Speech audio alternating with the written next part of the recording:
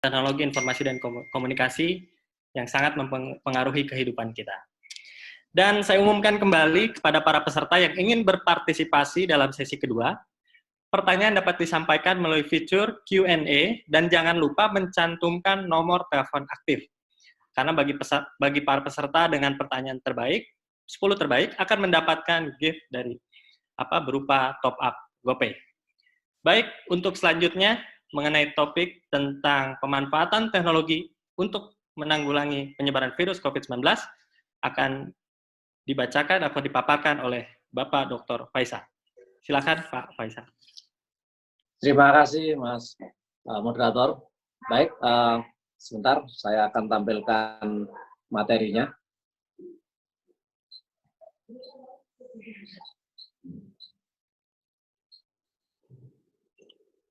Minta tolong materi. Oke.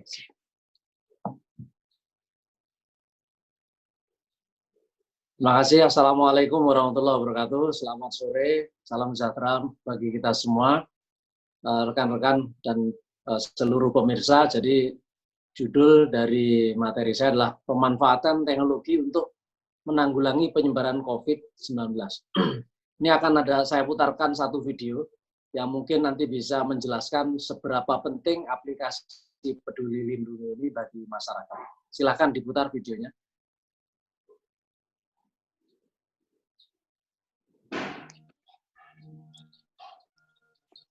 Banyak dari kita berpikir ketika semua ini berakhir, virus corona akan lenyap dari muka bumi dan dunia akan jadi normal lagi. Persis seperti sebuah jalanan mulus yang terganggu dengan polisi tidur yang dibuat ketinggian. Sayangnya nggak begitu. Ada artikel terkenal banget dari seorang Thomas Pueyo. Di dalamnya dia membahasakan dengan baik sebuah konsep dunia setelah wabah corona yang namanya The Hammer and the Dance. Bagian pertama, The Hammer, itu artinya tindakan keras pemerintahan memanggil kurva supaya gepeng. Contoh paling umumnya adalah dengan lockdown, kalau di kita yang namanya PSBB. Tapi sudah pasti umat manusia dan roda ekonomi yang membuatnya hidup serta interaksi sosial yang membuatnya waras tidak bisa selama-lamanya ditutup. Jadi periode The Hammer suatu hari pasti harus berakhir. Nah, disitulah kita akan masuk periode kedua, The Dance, atau berdansa. Maksudnya, walaupun setelah lockdown atau PSBB diangkat, kita akan harus tetap hidup berdampingan dengan ancaman virus itu di sekitar kita. Pintar melangkah, menghindar mundur, dan melangkah maju, seperti sebuah dansa cerdas dengan seorang lawan. Mau nggak mau, hidup waspada dan berbeda, sampai suatu hari di masa depan sebuah vaksin ditemukan. Jadi, jalan mulus tadi, sayangnya nggak akan kembali mulus setelah polisi tidur.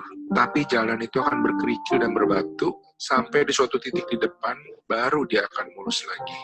Contoh dansa yang paling mudah, semua orang harus menggunakan masker mulai dari sekarang. Kebersihan diri harus lebih dijaga, sering cuci tangan adalah keharusan. Dan yang lebih susah dilakukan, aturan-aturan social distancing di tempat umum harus diberlakukan. Kegiatan dengan kerumunan besar sementara ditiadakan. Bepergian, apalagi antar negara, harus sangat dikendalikan.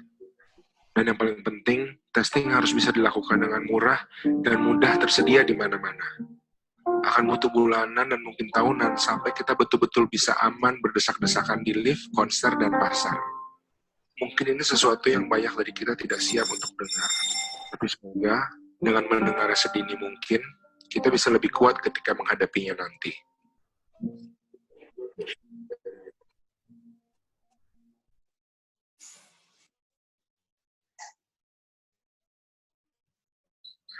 Terima kasih University, salah satu profesor di Harvard University tentang apa yang akan terjadi setelah era PSBB gitu ya. Jadi artinya bahkan pemerintah sudah mengumumkan kira-kira bulan Juni nanti mulai akan ada khususnya di DKI Jakarta akan ada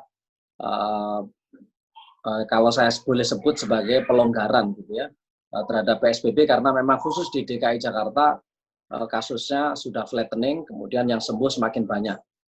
Sedangkan di daerah-daerah lain justru kebalikannya, sekarang justru mulai grafiknya naik, gitu, meningkat gitu ya. Jadi setiap daerah tidak sama. Karena Jakarta sudah mulai dulu, mungkin Jakarta akan lebih selesai lebih dulu. Nah, di era setelah hammering ini, setelah PSBB yang ketat ini, inilah yang menjadi masalah karena vaksin belum ditemukan. Artinya preventive action berupa vaksin ini tidak ditemukan dan kita tidak tahu sampai kapan. Nah, sehingga disinilah uh,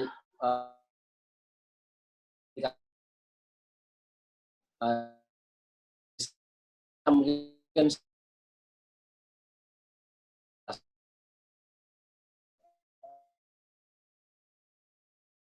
timbul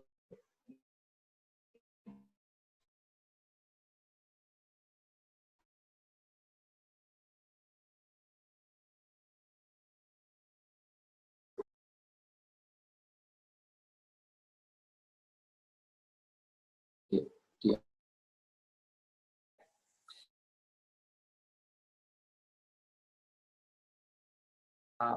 hemorrhage.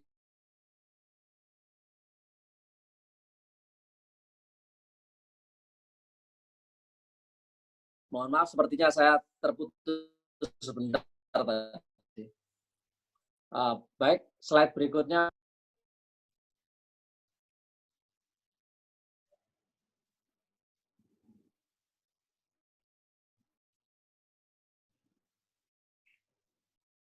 Halo. Jadi ada 4 yang penting dancing ini. Pertama, menjaga jarak, social distancing. Kedua, menghindari kerumunan. Yang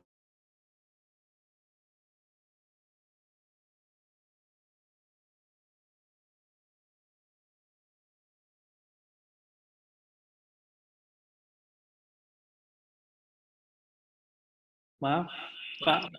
ya, terputus ya tadi ya. Mohon maaf, saya terputus tadi ya. Bisa saya lanjutkan, moderator Pak Ferry? Ya, silakan Pak Faisal. Baik, dari video tadi kesimpulannya setelah masa hammering yaitu masa dancing, maka ada 4 hal yang harus tetap kita waspada. Yang pertama, gunakan masker. Yang kedua, cuci tangan. Yang ketiga, physical distancing. Yang keempat, tidak berkerumun. Tapi ini tidak cukup, teman-teman ya. Karena satu lagi yaitu kita install Peduli Lindungi. Jadi ini yang keempat itu semuanya lebih ke physical prevention. Yang kelima inilah yang menggunakan digital prevention. Kenapa? Karena tadi di DKI kita sudah turun, sedangkan di area lain sedang naik. Padahal sekarang sudah diumumkan oleh pemerintah bahwa akan antar kota, transportasi antar kota sudah dimulai dibuka, gitu ya. Nah ini sehingga tidak ada jaminan bahwa kita aman. Makanya kenapa aplikasi ini menjadi penting dan harus diinstal di seluruh Indonesia. Karena penyebaran virus ini sudah mencapai lebih dari 200 ibu kota kabupaten. Slide berikutnya. Baik, jadi 3 fitur utama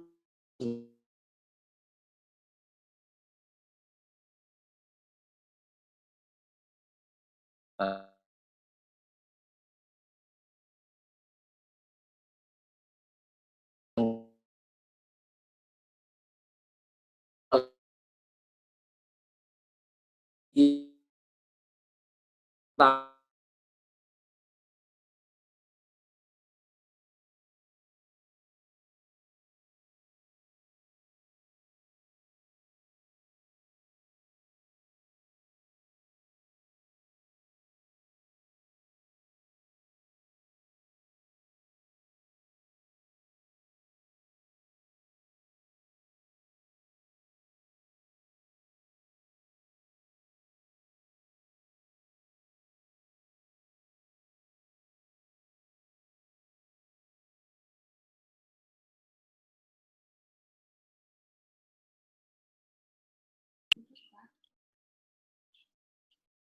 Pak Faisal, terputus lagi sepertinya Pak.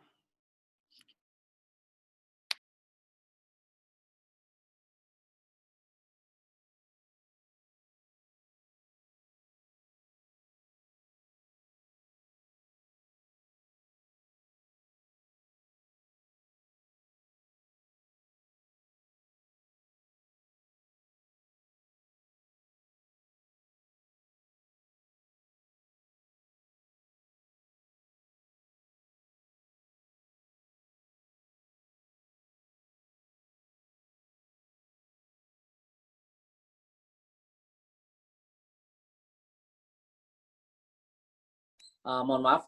Jadi moderator, suara saya bisa ketangkap? Ya, ketangkap Pak, silakan Pak. Oke, mohon maaf. Jadi yang pertama tracing tadi, karena menggunakan teknologi Bluetooth, maka orang yang berdekatan dengan kita 5 meter akan terrecord di handphone masing-masing, sehingga suatu saat salah satu terdeteksi positif, maka yang berdekatan dengan kita menjadi ODP. Dan nanti akan ada pemberitahuan atau informasi-informasi dari pemerintah bahwa Anda ODP, sehingga nanti perlu dilakukan self-checking yang nanti tersedia di aplikasi Peduli Lindungi. Dan apabila menunjukkan tanda-tanda, ada tanda-tanda bahwa akan ada positif, maka dianjurkan untuk segera merujuk ke rumah sakit. Tracking yaitu memberikan status ODP kepada orang yang berdekatan tadi, sehingga memudahkan tindak lanjut kepada orang-orang yang kena ODP tadi. Yang terakhir fencing, yaitu memberikan mengawasi kepada orang yang status ODP agar tidak keluar dari rumahnya atau lingkungan karantina. Next slide. Baik, kalau kita lihat sampai hari ini sudah 3,5 juta lebih user yang terinstall. Jadi, dan itu hanya 1,2% populasi kalau kita lihat.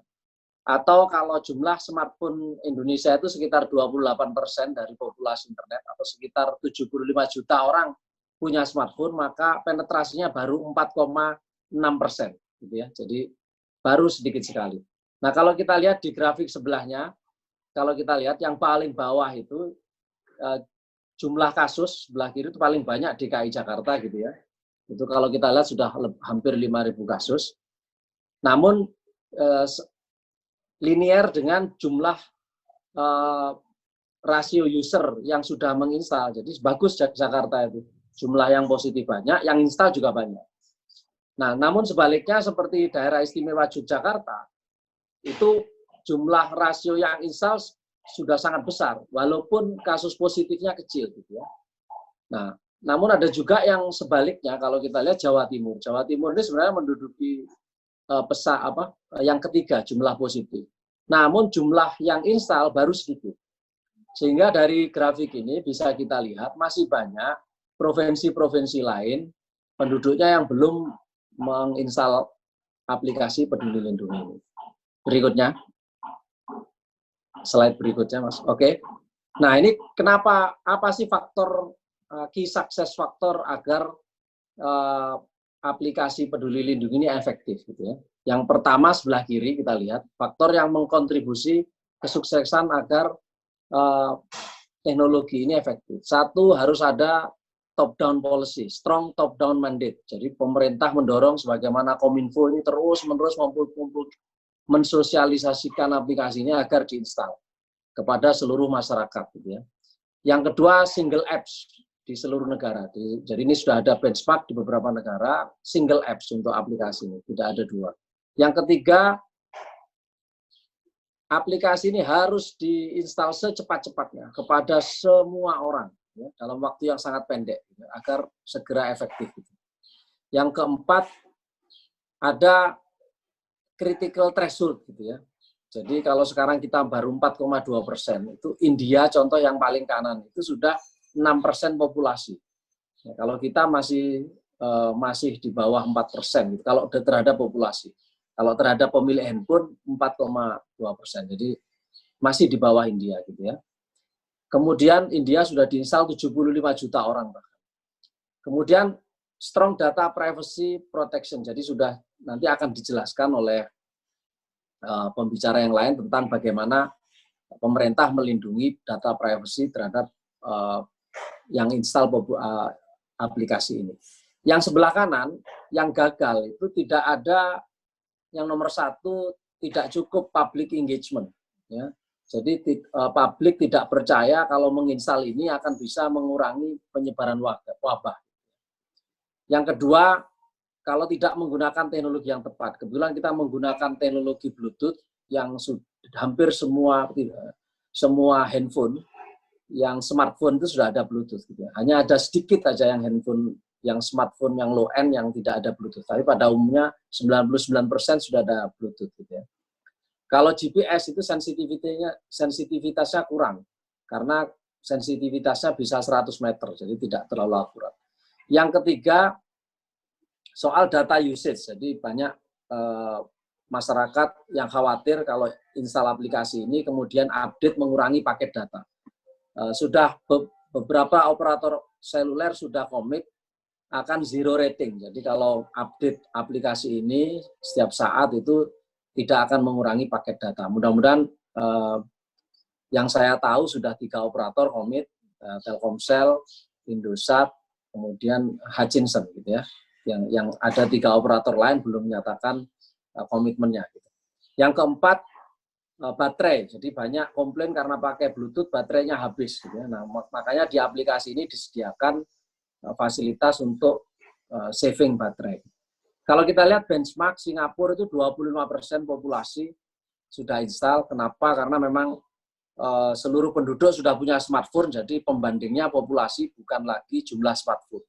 Korea Selatan sama 46% populasi install karena semua penduduknya sudah punya smartphone. Israel 55% dan Taiwan 100%. Di Taiwan ini agak khusus karena dipaksa oleh pemerintah kalau tidak install paket datanya nggak jalan, sehingga sangat efektif. Slide berikutnya. Baik, apa manfaat peduli lindungi? Ada 2, bagi masyarakat dan bagi pemerintah. Kalau kita lihat bagi masyarakat dulu, seperti saya katakan tadi, tracing. Yang kedua, informing. Memberi informasi, notifikasi, apakah daerah ini hijau, kuning, merah. Kemudian yang ketiga juga memberikan informasi ada kerumunan. Kalau ada 10 orang berkerumun, berdekatan, dengan jarak kurang dari 5 meter, maka aplikasi ini langsung report ke Polri untuk dilakukan pembubaran. Gitu ya. Yang keempat, tracking. Jadi kita bisa men-tracking sampai 14 hari ke belakang, siapa saja orang yang saling berdekatan dengan positif dan otomatis dijadikan ODP yang berdekatan tadi.